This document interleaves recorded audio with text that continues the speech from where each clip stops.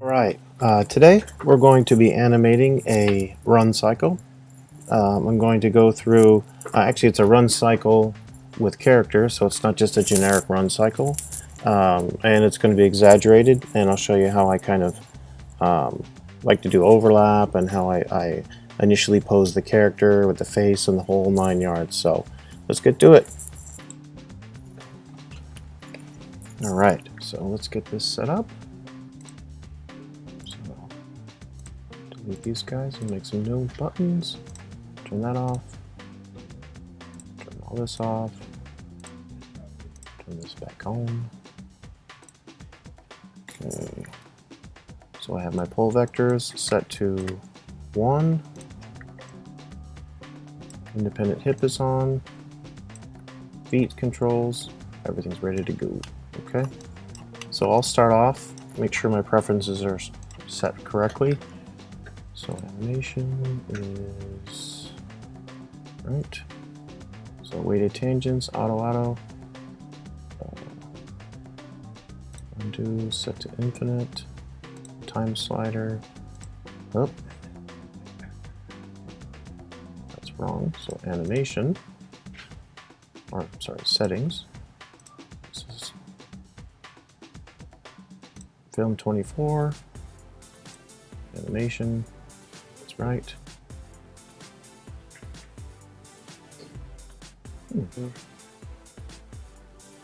Time slider is real time 24. Do oh, okay. So first frame is 1. That's fine. So start posing him. So like I said in the last video, the one on the walk, I'll start with a basic pose, something that looks natural, because right now he's very straight up and down, which I don't want. So I will make some buttons here.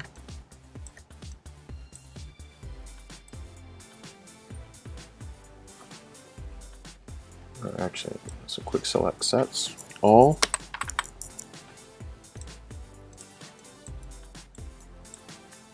One, two, three, 4.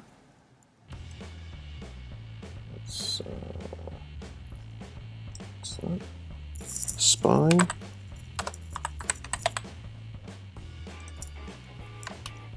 think that's all I need for right now. Okay, actually, you know what? I'm going to make an all without the face so I don't affect the face.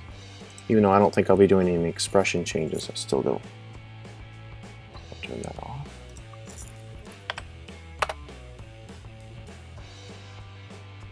Turn that off.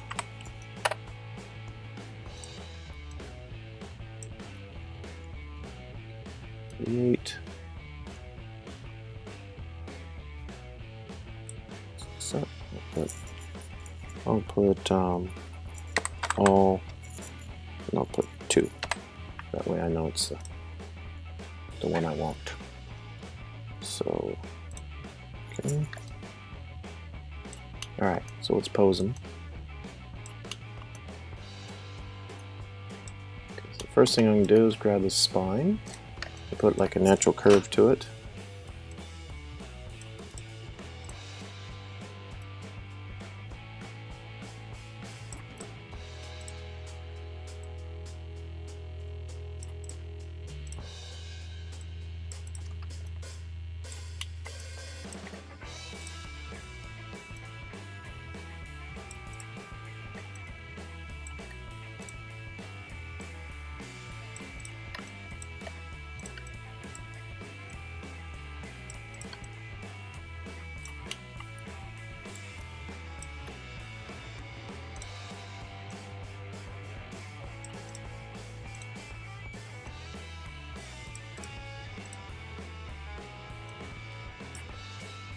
So that's my default position.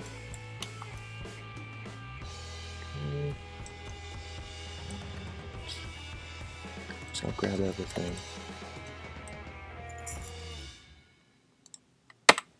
Key it.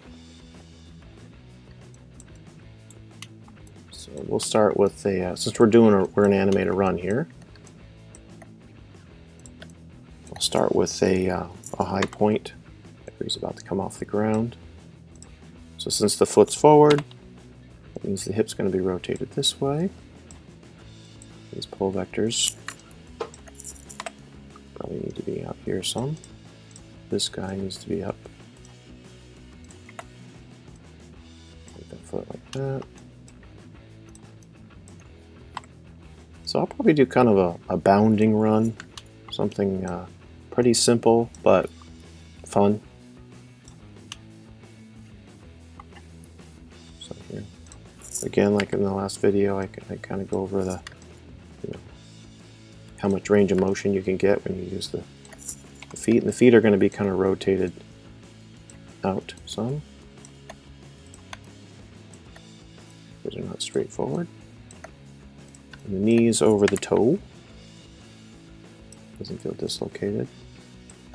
Like this guy.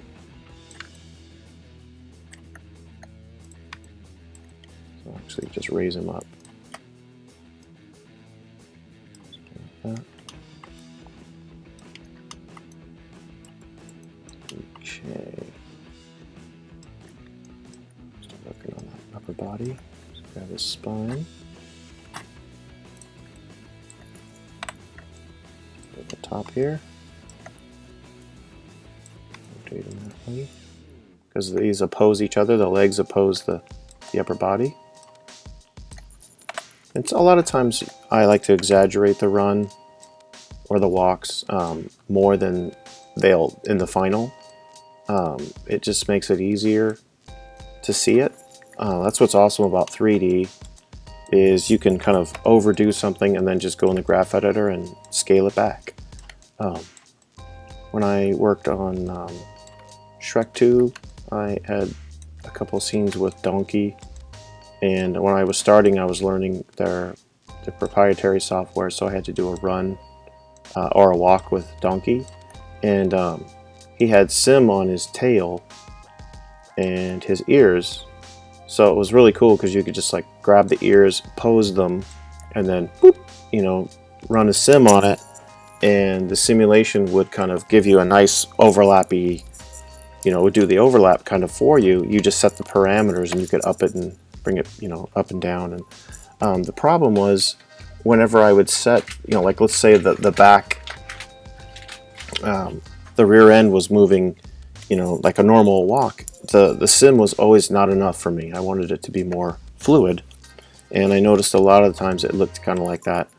So what I did was I would grab the rear end, and I would scale the curves way up to where the butt was just shooting all over the screen, so the tail would follow it and get this really nice overlap, and it looked really nice. It was way overdone. And then when I scaled the curves back down on the rear end, the tail looked like it was going crazy, but it was really nice and fluid. So then I would go into the graph and scale the curves down on that, and I could get a nice, very animated looking tail. And so I like to go overboard a little bit and then bring it back some, which in 3D is pretty easy to do. So this guy's rig's really simple, so you don't really have any fancy stuff like that on it. But for me, actually, it's fun doing the overlap, especially when you get all the hard stuff done. You're working out all the animation. Then you can just straight ahead on top of it, and it's pretty fun. So I'm gonna have him doing kind of like a bounding run, kind of a happy, kind of bouncy thing. So the hand position, usually when you run, you have your hand in a fist, and I'm gonna keep it kind of a relaxed fist. So I'm gonna cup the palm some so it's not so flat looking. Something like that. And then bend it so it doesn't feel so flat. Okay, and then grab these guys and bring them down.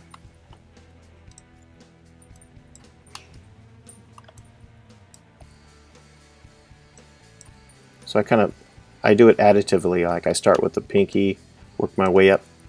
I do it different every time, just different ways of doing things.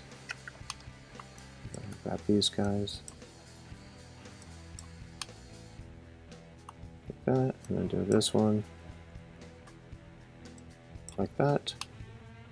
Sorry, my machine's kind of glitchy, I think, because I'm running the software to record. It's a little jumpy, so I apologize if it looks a little poppy once in a while. Okay, and then this guy, I'll just something like that. He's not stressing out. His hands are kind of neutral. So I'll leave him kind of open like that.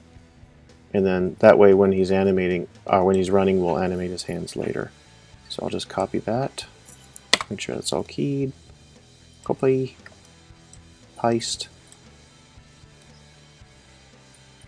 Boom. There we go. So we have two nicely posed hands. And just like the walk, you don't have the hands, they're not on a seesaw where they stay on the same, arc back and forth. They kind of come in and back. Adds a lot more to your run. More believability, and makes it a lot more, gives it more character. Feels more kind of animated. So, and the hands, I think I've said this in my other videos, but it's a good thing to remember. The hands always kind of lean or point to where they're coming from. So if the hands are coming up, if the arm's coming up, the hand's going to drag behind. So it's kind of pointing down. So, and I always start off with a pose and then I usually end up going in and adjusting it, but I get it in the general vicinity. I fully pose it, but as I animate it usually will change. Animation's a messy process. So actually, let me turn that face back on so I can see his eyes. So, face control. Oh, okay. Yeah, I do turn the face off sometimes when I make the all button, so I don't keep, especially when I'm doing dialogue. But we were just doing the run. So let's pose those eyes. Actually, I hate animating a character that doesn't kind of look like he's doing or thinking anything.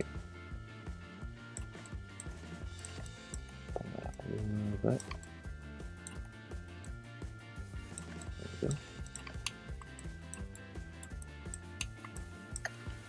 Give them a nice expression. And if you guys, if you hit F, some of you know this, but it kind of centers the pivot, so when you rotate your camera now, it'll follow what you have selected. I know some people, some people don't know these things, or they forget, so try to remember to mention what it is I'm doing. So let's take the inner, like that, bring this up. We'll bring this a little down, and then take the overall, bring them, oops, all up, that, and then we'll favor this side, or that side, actually, so we'll pinch this side a little bit, bring that down a little bit, just so it's not the same. And then this might even be good with his eyes closed.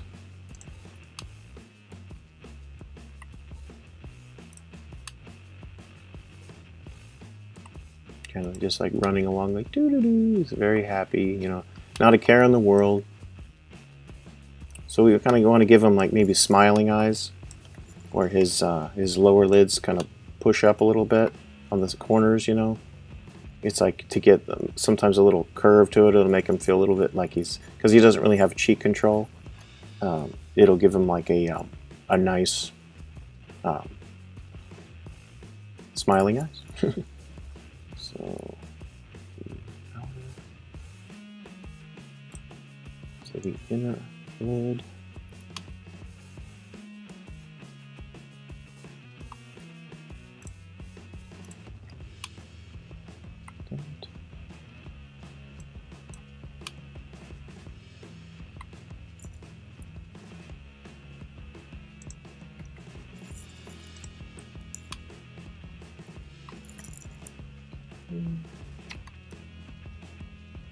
So lower.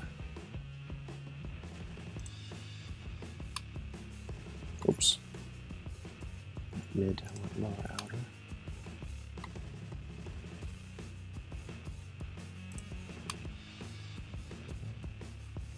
Oh, not upper. Dang it. Let me start that over. I'll just zero this out. Okay. So inner, the inner upper lid, and the lower upper lid, or the upper lid inner. Something like that.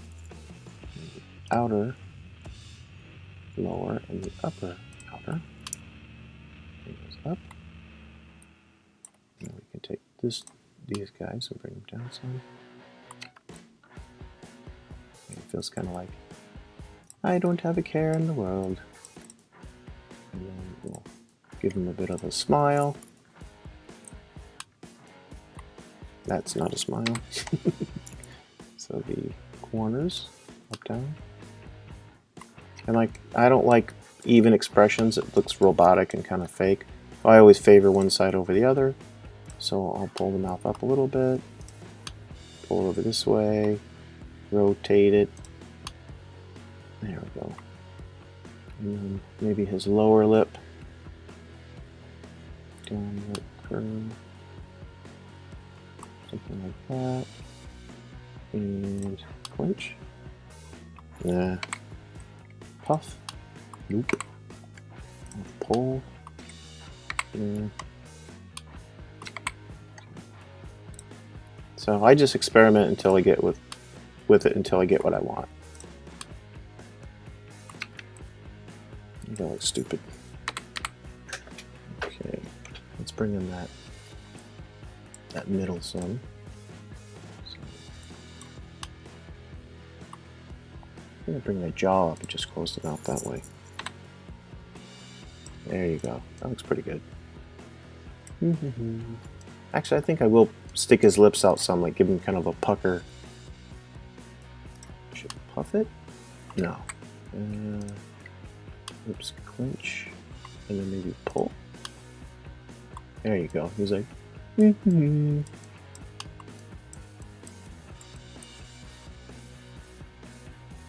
think actually the eyes need to go up. The eyelids.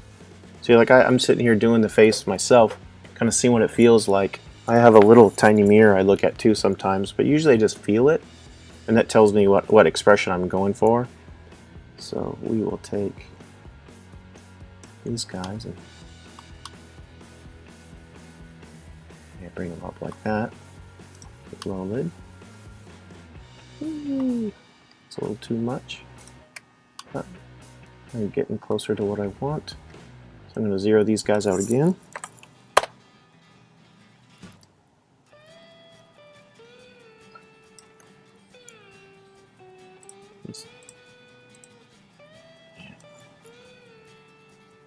It feels pretty happy. Yeah, if he had a squint, it would work nicely here, but we don't, so it's okay. Individual control. Okay.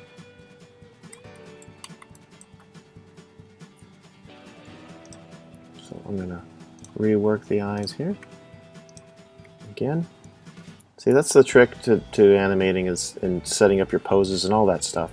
You don't just go with the first thing you come up with. You keep working it till you get what you want. It's the only way it's ever going to be good. I can't stand it when I see there are people who are just learning animation. They just like start off with that generic T pose, drop the arms down, and then just start animating it, start moving it. Because it's actually not really animating it. You're just moving it around. You have to have, you know, a posture and poses that actually say something. Expression too. Otherwise, it's just you're moving this mannequin around. So, what does it do with the eyes here? So actually take the middle, or the inner, upper, and the lower inner. Something like this. I think if I res them up, it'll look better, but it runs faster like this. And this, look at these. There we go. Dang it.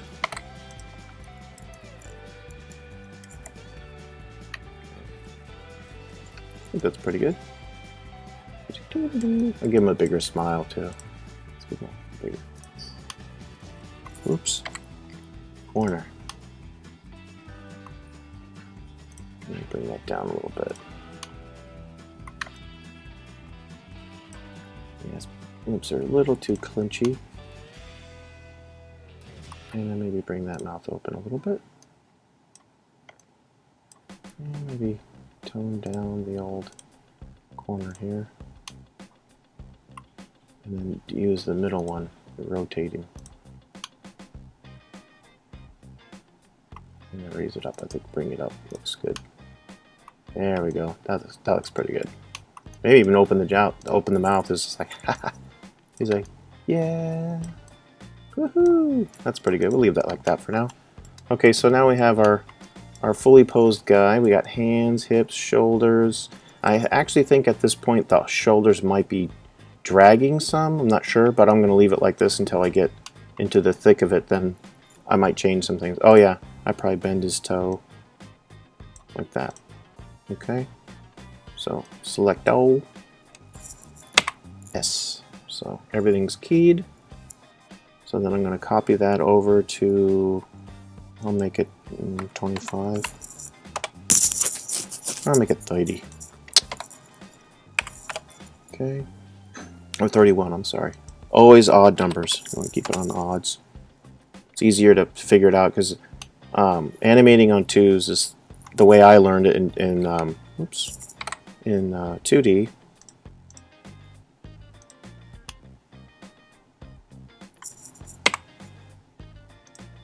Something moving here? Okay.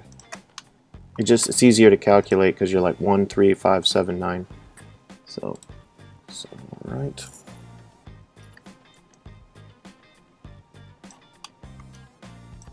So then we'll build the opposite pose, which is basically, you know, the same pose, just flopped. So we'll go here, hit ace, like that.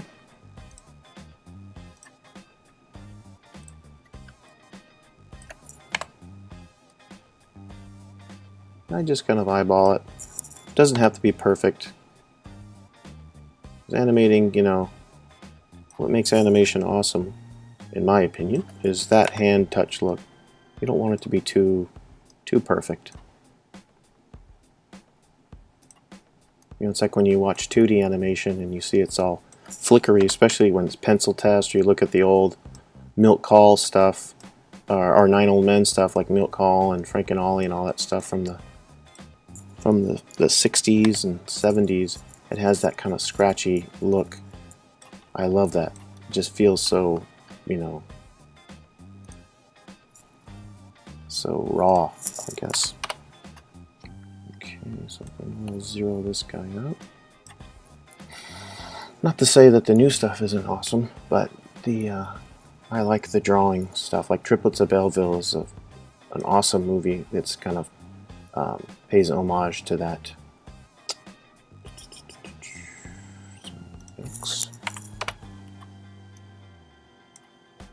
So I'll just zero these guys out and just do it again.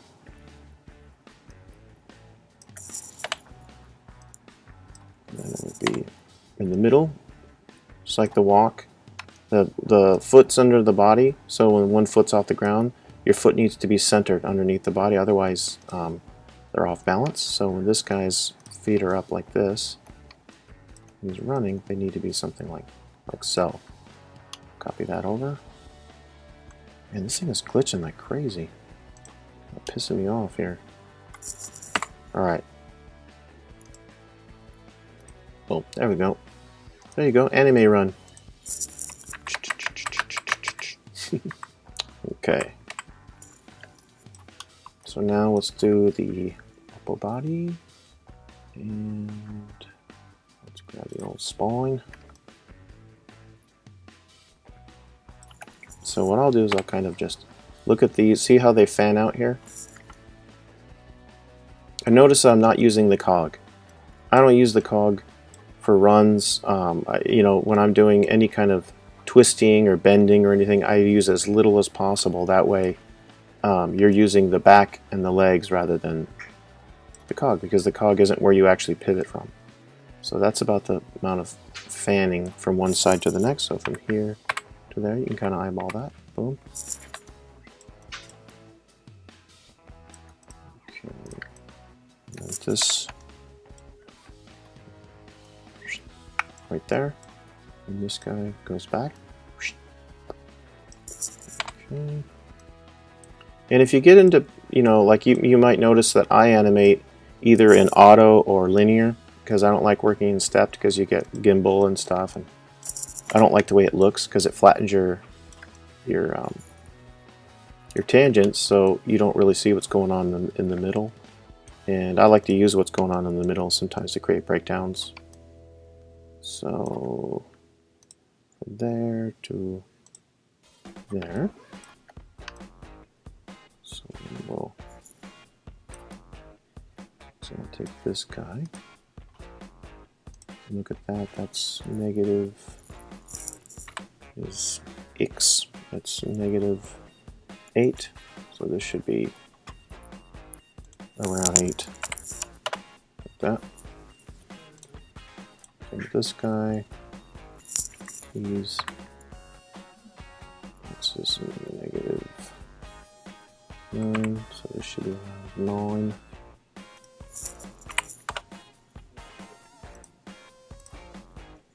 That's negative. I'm looking at his x here. Negative 9 there too. So then that one should be 9. So you get the close to the same amount of twist. So negative 9 and 9. So these are pretty close. Okay. And then I'll fix the old head. So that's, what's that, negative, right, that's 15, so that's negative 15.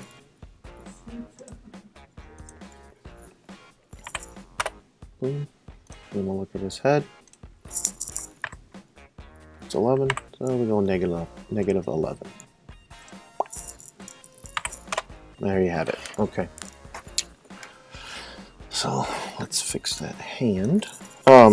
So what I was going to say is, when you get to sometimes when your arm starts twisting or you get some weird stuff, let's get the pole vectors kind of working here. Like so. This is going to be forward. Like that. And then I just like use the arrow keys. I go back here, see where the hand is. It's roughly right there. So this one's going to be kind of in the same spot. And then I use the angle. I look from the front, go back here, and you see, okay. Let's see, I'm a little off here. So it's over here. So then this one's going to be, oh, that's pretty close. And then we'll see the back.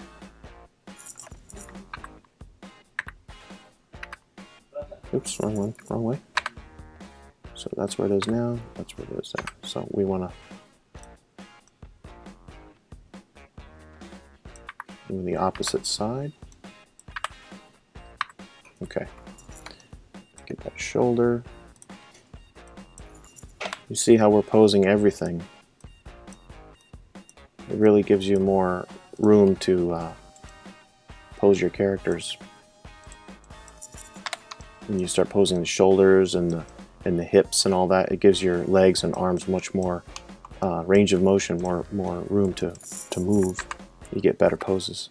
Okay, there we go. So what I was saying about the hand is, like, let's just say I pose this hand and I spin it like this. I go all the way around. Now sometimes you'll get what's called a gimbal lock. So many of you might already be aware of that, but you'll start seeing things crisscross, like the X and blue, or the X and Z, or blue and red there. So you just go up here in the graph, and is it curves, and you see Euler filter right there. Some people call it Euler filter. I don't know. It looks like Uber to me, or Euclid. So I think Euler, whatever. So you hit that, boom, and it kind of straightens it out for you, and that works for me like 99% of the time. But when I'm animating, I almost always have my graph editor open in my right monitor. So if you only have one monitor, you might not want to, but might kind of get in the way. But I do that. so I can see what's going on with my curves. Okay, so now this feels a little bit like this arm feels kind of I don't know, too close to the body. It feels too scrunched up, so I'm gonna repose this. Man, it seems sticking all over the place. Okay, this guy.